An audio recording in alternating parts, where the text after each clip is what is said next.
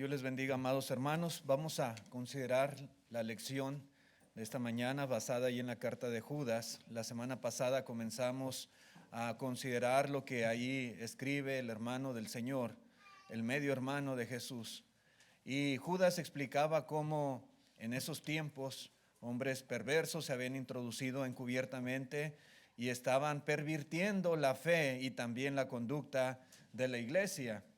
Judas, hermanos, en esta carta exhorta a los cristianos y de esa misma manera nos exhorta también a nosotros hoy en día a contender ardientemente por la fe que ha sido una vez dada a los santos.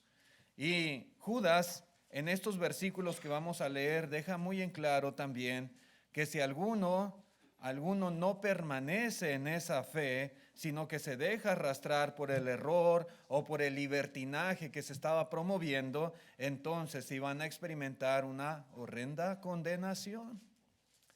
Y para ello, hermanos, Judas cita tres ejemplos terribles, muy conocidos por todos en aquellos tiempos, por los hermanos y también por nosotros mismos hoy en la actualidad.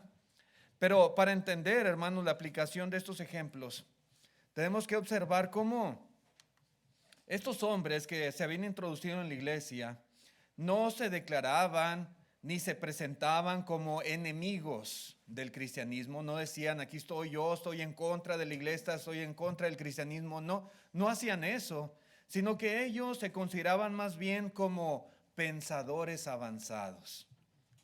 Se habían introducido encubiertamente, estando como parte de la iglesia. Ellos se daban a conocer como hombres con un conocimiento especial, como cristianos de una categoría superior, como si ellos fueran la élite en asuntos espirituales, capaz de discernir cosas que otros no eran capaces.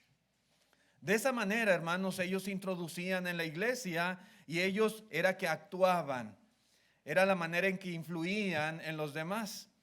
Sin embargo, aquí vemos cómo Judas deja en claro que aunque hubo algunos a través de la historia que gozaron de ciertos privilegios de parte de Dios, no por eso ellos fueron justificados.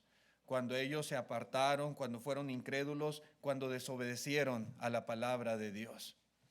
El primer ejemplo que cita Judas es el del pueblo de Israel. Dice en el verso 5 de esta carta, solamente tiene un capítulo, Judas, versículo 5. Dice así: mas quiero recordaros, ya que una vez lo habéis sabido, que el Señor, habiendo salvado al pueblo, sacándolo de Egipto, después destruyó a los que no creyeron. Para ellos era muy conocido, simplemente estaba recordándoles algo que ellos ya sabían, que Dios con mano poderosa había librado al pueblo de Israel de la mano de Faraón, de la esclavitud a la que estaban siendo sometidos en Egipto, y cómo el Señor, hermanos, con mano poderosa, con milagros, con grandes señales, hizo que finalmente Faraón los dejara ir. Pero no solamente eso, no solamente Dios los libró y los sacó, sino que también el Señor los guió a salvo a través del desierto y proveyó para ellos cuidado, protección y todo lo que ellos necesitaban, y los llevó hasta las mismas puertas de la tierra prometida, de la tierra de Canaán, de esa tierra que el Señor había dicho allá a Abraham y a todos sus descendientes que les daría como posesión suya, una tierra fértil donde fluye leche y miel.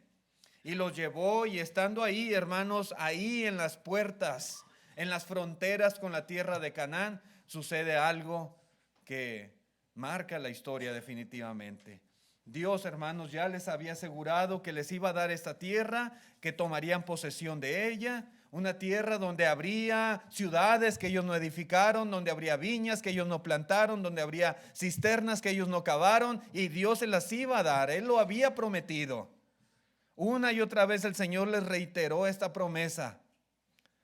Sin embargo, hermanos, cuando Josué y Caleb animaron al pueblo a tomar posesión, ya estando ahí en las meras puertas de la ciudad, de la tierra, ellos, hermanos, no creyeron a la palabra de Dios. Ellos se rebelaron contra Dios, contra Moisés, contra Aarón. Ellos fueron rebeldes. Dice allá en el libro de Números, en el capítulo 14, versículo 1, entonces toda la congregación gritó y dio voces, y el pueblo lloró aquella noche y se quejaron contra Moisés y contra Aarón, todos los hijos de Israel, y les dijo toda la multitud, ojalá muriéramos en la tierra de Egipto, o en esta tierra, ojalá muriéramos. Dice en el versículo 3, ¿y por qué nos trae Jehová a esta tierra para caer a espada y que nuestras mujeres y nuestros niños sean por presa? ¿No sería mejor volvernos a Egipto? Y decían el uno al otro, designemos un capitán y volvámonos a Egipto. Fueron 2 espías, hermanos, uno de cada tribu. Fueron a explorar la tierra. Hubo 10 espías que volvieron y dijeron, es cierto, la tierra es buena, pero está habitada. Y no podemos nosotros tomar posesión de ella. No vamos a poder sacar a esta gente que está aquí. Incluso hay gigantes en esta tierra. Josué y Caleb animan al pueblo y dicen, sí, Dios nos ha prometido esta tierra, vamos, tomemos posesión de ella. Y el pueblo cree a la palabra de aquellos 10 espías. Y entonces aquí están ellos pensando, ¿a qué vinimos a este lugar? Mejor nos hubiéramos muerto en Egipto, mejor hubiéramos muerto en el desierto. Solamente venimos para que tomen a nuestros hijos y a nuestras mujeres. Venimos nada más a sufrir desgracia. En el versículo 6, note usted, versículo 6 dice, y Josué hijo de Nun y Caleb hijo de Jefone, que eran de los que habían reconocido la tierra, rompieron sus vestidos y hablaron a toda la congregación de los hijos de Israel diciendo, la tierra por donde pasamos para reconocerla es tierra en gran manera buena. Si Jehová se agradare de nosotros, Él nos llevará a esta tierra y nos la entregará, tierra que fluye leche y miel. Por tanto, no seáis rebeldes contra Jehová, ni temáis al pueblo de esta tierra, porque nosotros la comeremos como pan. Su amparo se ha apartado de ellos, y con nosotros está Jehová. No los temáis. Y ahí está Josué y Caleb tratando de motivar al pueblo, asegurándoles que Dios se les iba a dar, motivándolos a tener fe y confianza en Jehová. Pero dice en el verso 10, entonces toda la multitud habló de apedrearles a Josué y a Caleb. Pero la gloria de Jehová se mostró en el tabernáculo de reunión a todos los hijos de Israel. Y Jehová dijo a Moisés, ¿hasta cuándo me ha de irritar este pueblo? ¿Hasta cuándo no me creerán con todas las señales que he hecho en medio de ellos? Yo los heriré de mortandad y los destruiré, y a ti te pondré sobre gente más grande y más fuerte que ellos. Sí, hermanos, esta fue la situación con el pueblo, y Judas está citando precisamente esto que ya ha pasado. Sí, Dios los había sacado de la tierra de Egipto, Dios los había llevado, ya estaban ahí, a instantes, digamos, para poder entrar a la tierra prometida y tomar posesión de ella. Ahora aquí están de rebeldes, de incrédulos. Aquí están ellos lamentándose de haber hecho caso y de haber ido, ¿verdad?, a Canaán. Haber creído con una fábula, en un cuento de que Dios nos va a dar esta tierra cuando no es cierto. Es imposible que podamos tomar posesión de ella, decían. Dios, hermanos, se molesta grandemente y dice, yo los heriré de mortandad y los destruiré. Así que todos estos que fueron rescatados de Egipto y llevados por Dios con mano poderosa en el desierto, finalmente fueron juzgados por Dios y perecieron. Perecieron en el desierto. No entraron a la tierra prometida. Y todo esto, hermanos, es consecuencia de no perseverar en la fe, de no creer en la palabra de Dios, porque ellos se negaron a creer en ella y se dejaron engañar, se dejaron arrastrar por la voz de 10 espías incrédulos, a quien creyeron más a ellos que a la palabra de Dios. Entonces, hermanos, Dios los destruyó por rebeldes y por desobedientes a su voluntad. El punto aquí es que Judas quiere que los hermanos recuerden estas cosas, que se den cuenta, que sepan que todos aquellos que ahora en la iglesia, en ese tiempo, procedieran de la misma manera, procedieran en incredulidad, en rebeldía, hacia esa fe que les fue dada y se dejaran arrastrar tal vez por algunos cuantos que se ven introducido a la iglesia, igualmente experimentarían la ira de Dios. Sí, hermanos, Dios a través de Judas está advirtiendo acerca de la apostasía. Está advirtiendo que Dios no va a pasar por alto este tipo de cosas. Incredulidad, desobediencia a su palabra, Dios no lo pasa por alto. Así sucedió en aquellos tiempos y hoy día, en el tiempo de la iglesia, en esta dispensación cristiana, igualmente, hermanos, Dios no pasa por alto este tipo de cosas. Continúa Judas y cita un ejemplo más. En el verso 6 dice: y a los ángeles que no guardaron su dignidad, sino que abandonaron su propia morada, los ha guardado bajo oscuridad en prisiones eternas para el juicio del gran día. ¿Qué vemos aquí también? Vemos aquí ahora el ejemplo de los ángeles. Hubo ángeles, dice aquí Judas claramente, y Pedro también menciona esto mismo, que tuvieron un privilegio muy grande, un privilegio por el cual nosotros en esta vida estamos luchando y esforzándonos. Nosotros queremos llegar al cielo un día, queremos morar con Dios en la gloria, queremos vivir eternamente con Él. Estos ángeles tuvieron, digamos, ese privilegio que nosotros, hermanos, aspiramos tener. Pero desafortunadamente, por lo que vemos aquí, hubo algunos que no aprovecharon esta oportunidad que Dios les dio. La Biblia no da detalles en cuanto al pecado de estos seres celestiales, pero lo cierto es que estos ángeles se rebelaron contra la voluntad de nuestro Dios. De alguna manera se dejaron influir, de alguna manera ellos sufrieron las consecuencias de su desobediencia, de tal manera que dice aquí Judas: el Señor los ha guardado en oscuridad, en prisiones eternas, esperando el día del gran juicio. Dios no los toleró. Dios no pasó por alto su rebelión. Dios no pasó por alto sus pecados. La Nueva Traducción Viviente dice, de este verso 6, dice: y les recuerdo, dice Judas, de los ángeles que no se mantuvieron dentro de los límites de autoridad que Dios les puso, sino que abandonaron el lugar al que pertenecían. Dios los ha tenido firmemente encadenados en prisiones de oscuridad en espera del gran día del juicio.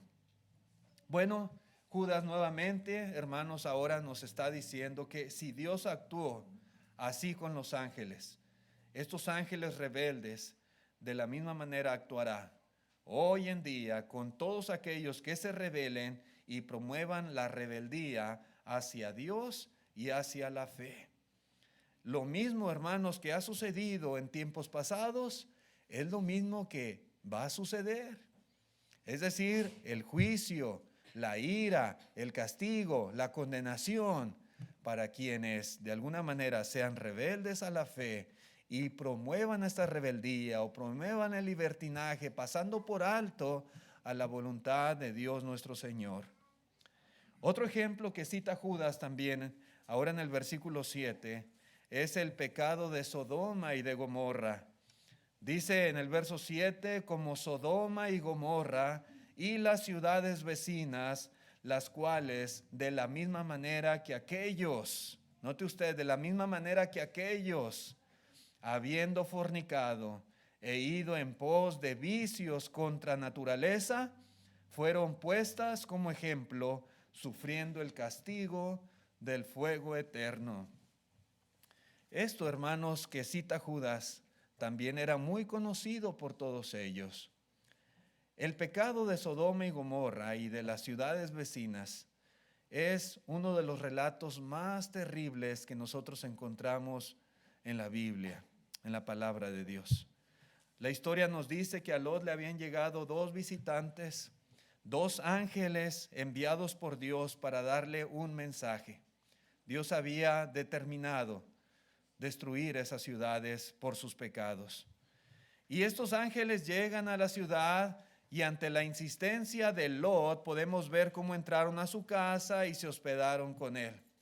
Pero dice la Escritura que cuando estaban allí esos dos varones de Dios, todos los hombres allí en Sodoma rodearon la casa de Lot y tocaban y decían a Lot: sácalos para que los conozcamos. Y esta expresión, hermanos, es una expresión muy terrible. Dice ahí en Génesis 19, versículo 5, dice: y llamaron a Lot y le dijeron: ¿dónde están los varones que vinieron a ti esta noche? Sácalos para que los conozcamos. Entonces Lot salió a ellos a la puerta y cerró la puerta tras sí y dijo: os ruego, hermanos míos, que no hagáis tal maldad. Sácalos para que los conozcamos. Es una expresión que no es simplemente para conocerlos en el sentido de preséntanoslos. Queremos saber quiénes son estos hombres. Conocer, hermanos, es una expresión que usa la Biblia, es un eufemismo. Esta palabra, hermanos, conocer, ¿verdad?, es un eufemismo propio de la Biblia para referirse a las relaciones sexuales. Un eufemismo es una palabra o es una expresión suave que se utiliza para sustituir otra expresión que puede ser más dura o puede ser más ofensiva o puede ser también incluso desagradable. Entonces aquí dice: sácalos para que los conozcamos. Allá en Génesis, la Biblia dice que conoció Adán a su mujer, a Eva, la cual concibió y dio a luz a Caín. Cuando dice conoció Adán a su mujer, es exactamente la misma expresión. Conocer. Se refiere a ese eufemismo, ¿verdad?, que hace referencia a la relación sexual. Lo que todos estos hombres en Sodoma, hermanos, que estaban ahí a las afueras de la casa de Lot, diciendo: saca a estos hombres para que los conozcamos, lo que ellos se proponían era tener relaciones homosexuales con estos hombres que había hospedado Lot. Y bien, como dijo Lot, hermanos, esto era una gran maldad. No hagáis esta gran maldad. Era algo terrible. Dice Judas que esto es un vicio contra la naturaleza. Desafortunadamente, esta era una práctica depravada a la cual los habitantes de Sodoma, de Gomorra y las ciudades vecinas estaban habituados. Era algo común entre ellos tener esta clase de relación sexual. Algo terrible, hermanos. Judas, hermanos, dice que estos hombres, ¿verdad?, que de alguna manera habían convertido la gracia de Dios en libertinaje, de alguna manera también promovían esta clase de cosas como las que sucedían en Sodoma y Gomorra. ¿No es algo terrible, hermanos? Sí lo estaban haciendo. Toda clase de fornicación y seguramente también homosexualidad. Porque lo que el cuerpo haga no afecta al espíritu. Porque la gracia de Dios va a abundar. Porque de esa manera ellos estaban supuestamente apelando a un conocimiento superior, estaban promoviendo toda clase de perversiones. Hermanos, Judas está mostrando que nadie tiene derecho a venir y decir que esas cosas, esas prácticas son aceptables.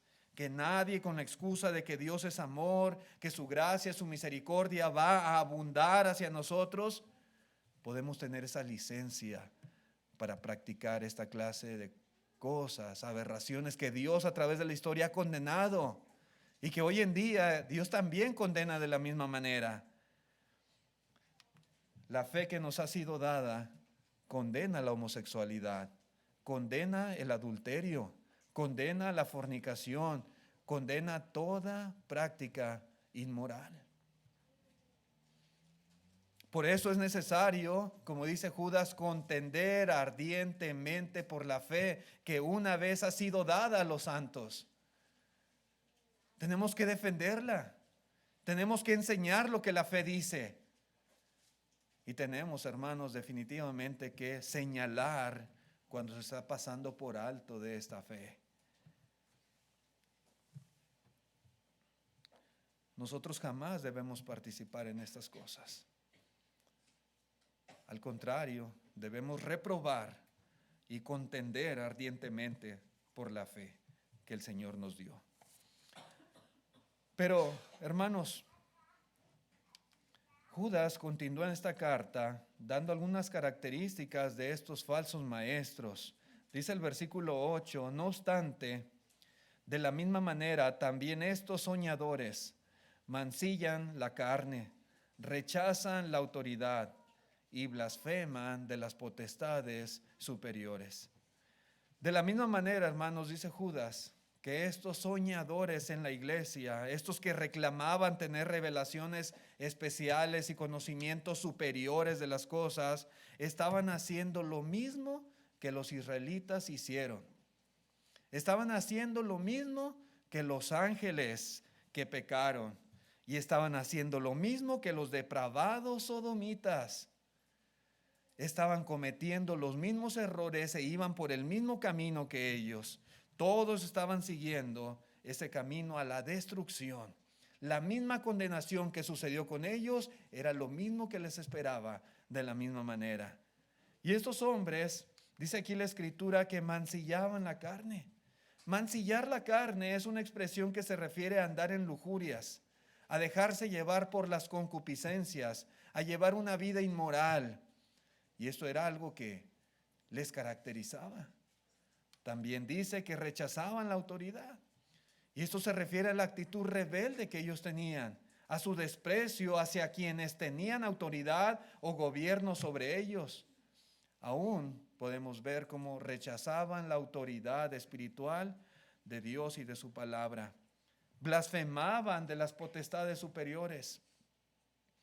Implica que no solamente rechazaban la autoridad, sino que hablaban en contra de quienes tenían esta autoridad. Tal vez líderes de la iglesia, tal vez hablaban mal de los apóstoles, tal vez del gobierno civil pudiera ser, o fomentaban, ¿verdad? No solamente la rebelión de ellos, sino también de esta manera, al hablar de esta en contra de la autoridad, rebelaban o promovían la rebelión, ¿verdad?, de los demás hacia esa autoridad. Y desafortunadamente, hermanos, eso estaba afectando mucho en la iglesia. Los falsos maestros, los apóstatas, muchas veces tienen este tipo de características de las cuales habla aquí Judas y advierte. El versículo 9 dice, pero cuando el arcángel Miguel contendía con el diablo, disputando con él por el cuerpo de Moisés, no se atrevió a proferir juicio de maldición contra él, sino que dijo, el Señor te reprenda. Bueno, Judas nos dice, ¿verdad?, algo que sucedió. Judas está, él escribiendo esta carta inspirado por el Espíritu Santo, así que no podemos dudar de que este evento en realidad sucedió. Cuando muere Moisés, dice aquí que Satanás y el arcángel Miguel contendían por el cuerpo de Moisés. No encontramos en otro escrito de la Biblia, ¿verdad?, referencia a esto, pero aquí Judas lo está declarando. Entonces, hermanos, el punto es que estos falsos hermanos se tomaban atribuciones que ni siquiera el arcángel Miguel se tomó. Ni siquiera Miguel contra el mismísimo Satanás se tomó estas atribuciones, siendo que Miguel era muchísimo mayor en fuerza y en poder a estos hombres que eran perversos y que estaban en la iglesia. Judas, hermanos, relata este acontecimiento entre Satanás y Miguel, pero el arcángel, con toda la autoridad que tenía, no se atrevió a proferir juicio contra Satanás, sino que le dejó el juicio a Dios y dijo: el Señor te reprenda. Pero estos hombres blasfemaban contra las autoridades superiores. Blasfemaban, hermanos, contra quienes tenían autoridad. Blasfemaban aún contra la palabra de Dios, con lo que ellos promovían y hacían. En el verso 10 dice: pero estos blasfeman de cuantas cosas no conocen, y en las que por naturaleza conocen, se corrompen como animales irracionales. Así actuaban estos hombres, en ese ego que ellos tenían, en ese orgullo, dándoselas de muy eruditos, de hombres con un conocimiento superior, creyéndose, ¿verdad?, como alguien que era capaz de discernir espiritualmente las cosas que otros no eran capaces. En ese ego que ellos mostraban, esos hombres parloteaban de manera tal que menospreciaban las cosas que, dice aquí, ni siquiera entendían o conocían. No conocían. ¿Y por qué no las conocían? Porque estaban cegados en realidad. Porque Satanás había cegado su entendimiento, su corazón. Ellos blasfemaban hablando irrespetuosamente de cuestiones que ignoraban. Eran arrogantes intelectuales, pero a la vez eran ignorantes espirituales, porque estaban completamente cegados por el príncipe de este mundo, por Satanás. Estos hombres eran expertos solamente en seguir sus instintos naturales, eran expertos en la satisfacción de sus apetitos sensuales. Y dice Judas, eran como animales irracionales. Ahorita Chuy hablaba, ¿verdad?, de la diferencia entre el instinto y muchas veces también lo que como seres humanos nosotros experimentamos, esa necesidad a veces que hay en el ser humano. Pero estos hombres actuaban como animales, simplemente se dejaban llevar por instintos. ¿Qué debemos aprender, hermanos, de esto que nos dice aquí Judas? Algo muy claro es que no podemos dejarnos llevar simplemente por deseos, por sentimientos, por instintos o incluso por sueños. Si alguna cosa de estas nos conduce, nos está llevando fuera de los límites de la palabra de nuestro Dios, fuera de los límites de la fe que nos ha sido dada, entonces debemos de rechazar estas cosas. Debemos nosotros definitivamente quitar cualquier cosa que de alguna manera nos incite a pasar por alto sobre la fe que nos ha sido dada. De lo contrario, hermanos, no vamos a poder evitar el juicio divino, como Judas está aquí advirtiendo. Contender por la fe significa que dejaremos a un lado nuestras propias ideas, nuestras conveniencias.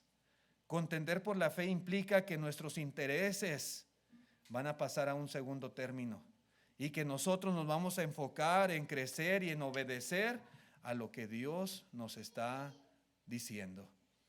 Todo lo que el Señor a través de su palabra nos dicta, ¿verdad?, para nuestro buen vivir, todo lo que implica la voluntad de Dios para nuestra vida, la forma en que debemos de conducirnos, la forma en que debemos nosotros actuar o hablar o ser simplemente, eso es lo que va a dirigir o va a regir nuestras vidas. Aún, hermanos, cuando no entendamos a plenitud los propósitos de nuestro Dios.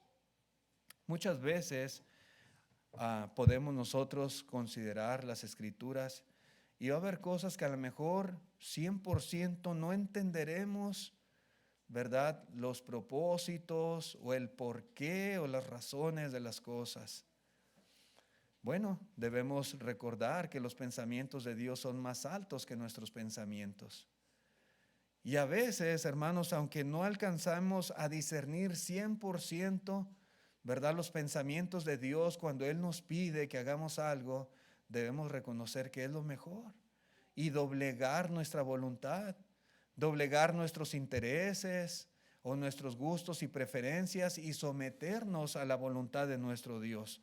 Porque estos hombres, cuando no entendían algo o no conocían de algo a plenitud, simplemente blasfemaban contra esas cosas y pasaban por alto la voluntad de nuestro Dios.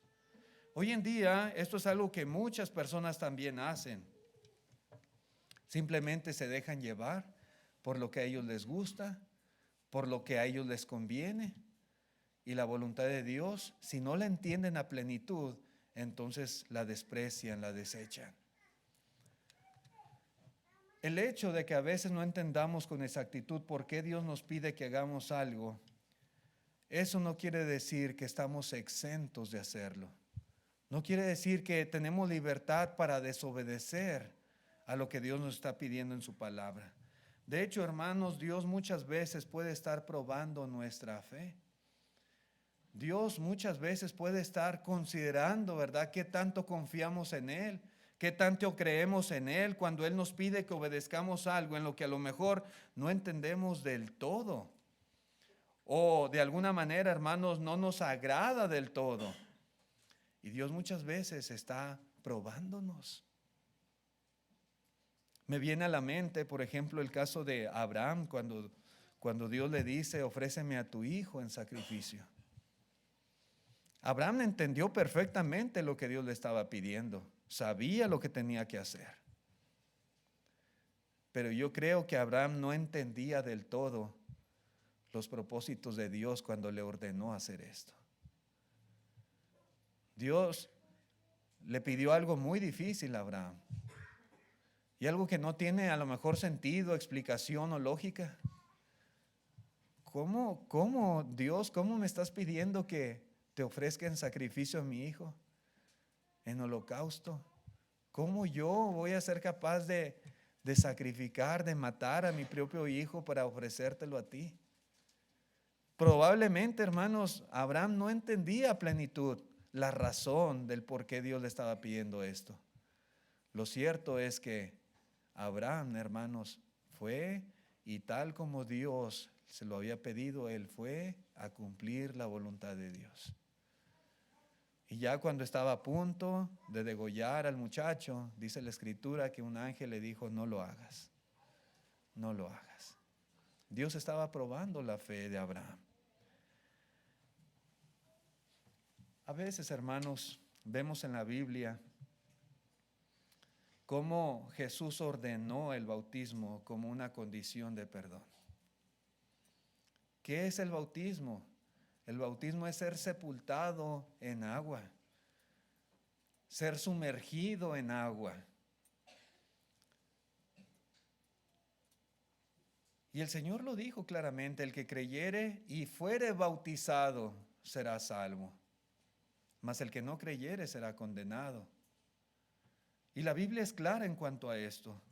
Vemos a los apóstoles enseñando a las personas esto precisamente, arrepentíos y bautícese, dice Pedro, cada uno de vosotros en el nombre de Jesucristo para el perdón de los pecados.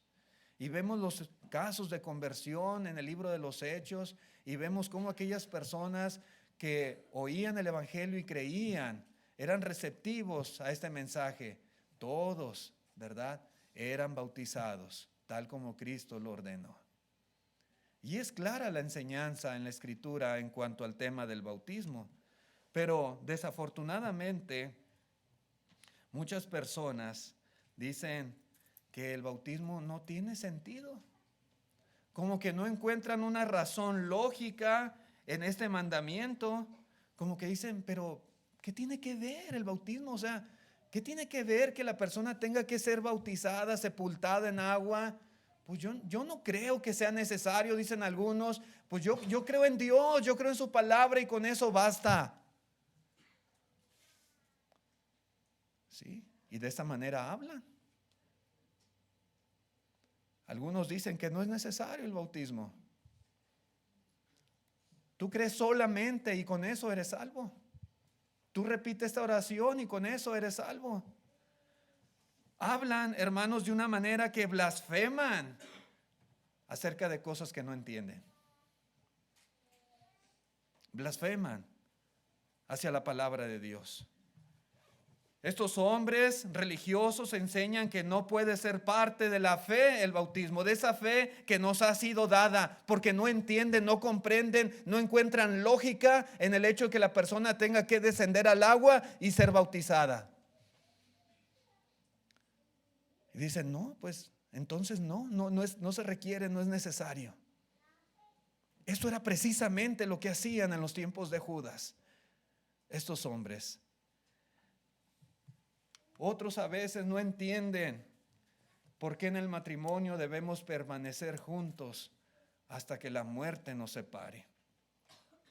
Cuando es algo que Dios estableció, hermanos, desde el principio, desde Adán y Eva. Ese es el principio fundamental del matrimonio. Cuando dos personas se unen, se casan, es porque han decidido vivir juntos como marido y mujer todos los días de su vida, hasta que la muerte los separe. Pero algunos piensan, hermanos, que esto no tiene sentido. Y dicen, no, si algo no te gusta, sepárate. Divórciate.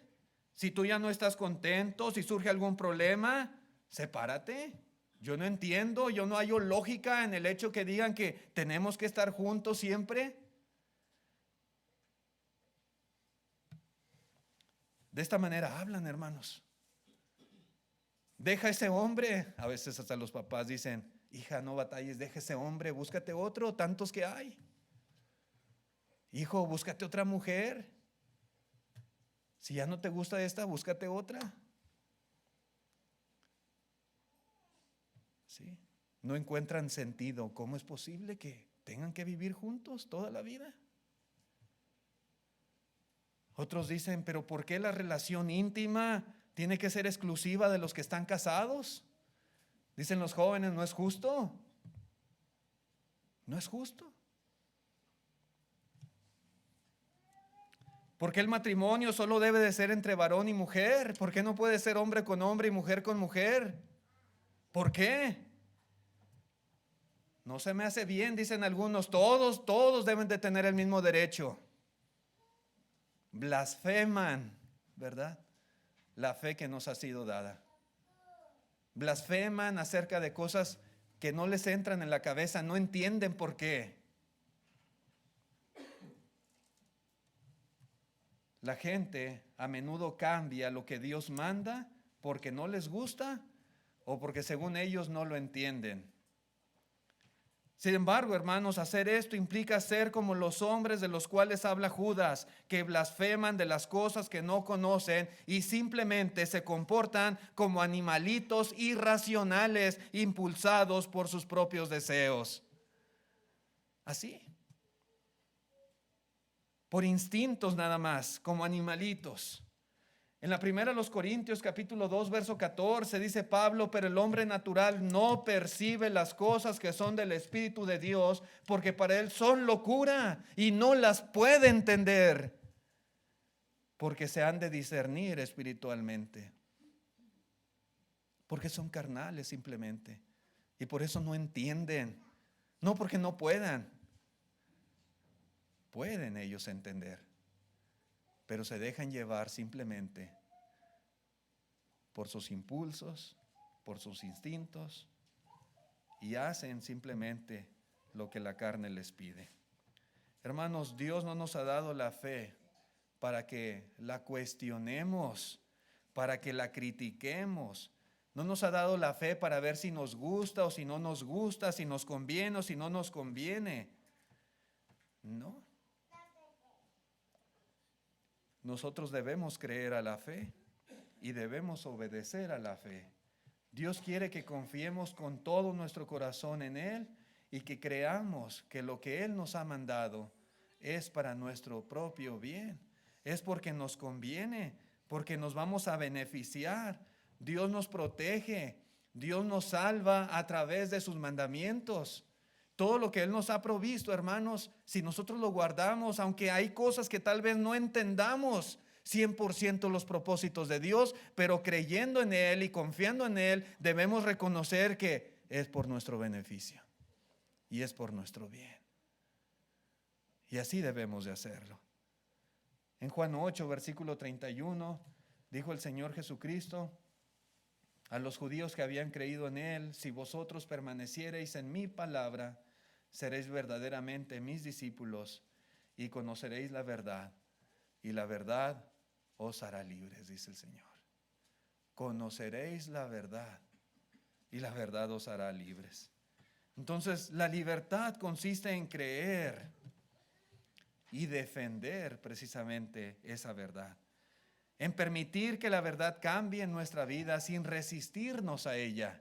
Cuando hacemos esto, hermanos, verdaderamente vamos a ser libres. Siempre, hermanos, hay cosas en nuestra vida que a veces nos resistimos de una u otra manera a dejar o a cambiar, pero necesitamos hacerlo. Necesitamos hacerlo. Yo le pregunto, querido hermano, querido amigo, ¿hay algún mandamiento en la palabra de Dios al que usted se está resistiendo? Que Dios se lo dice claramente, cómo usted debe de actuar, cómo debe de hacer, cómo debe de proceder en ese tipo de situaciones, y simplemente no lo hace porque no conviene a sus intereses, porque no es de su agrado, de su gusto, de su preferencia. Hay que tener cuidado con eso, porque de lo contrario, hermanos, estaríamos cometiendo el mismo error que aquellos hombres que estaban permitiendo la fe y estaban pervirtiendo la iglesia en los tiempos de Judas. Y el camino, ¿verdad?, que les esperaba era un camino terrible. El destino que les esperaba era un destino de juicio y de condenación. Debemos tener cuidado con esto, hermanos. Mantengámonos siempre en los caminos de Dios, tal como se nos advierte y se nos exhorta en esta carta. Si hay amigos que nos visitan, queremos invitarle también a que usted no resista a Dios, ¿verdad? No resista al plan que Dios ha establecido para salvación del ser humano. Todos necesitamos de Dios, necesitamos de Cristo, necesitamos su salvación, porque todos hemos pecado y nuestro destino es la condenación eterna. Necesitamos del perdón de Dios. Y estas son las condiciones que el Señor ha establecido. Si en esta mañana hubiese algún invitado entre nosotros que quiera venir a Cristo, obedeciendo al Evangelio, siendo bautizado con Cristo por el perdón de sus pecados, pues manifiéstelo, ¿verdad? Si ese es su deseo, si esa es su voluntad. Gracias, hermanos.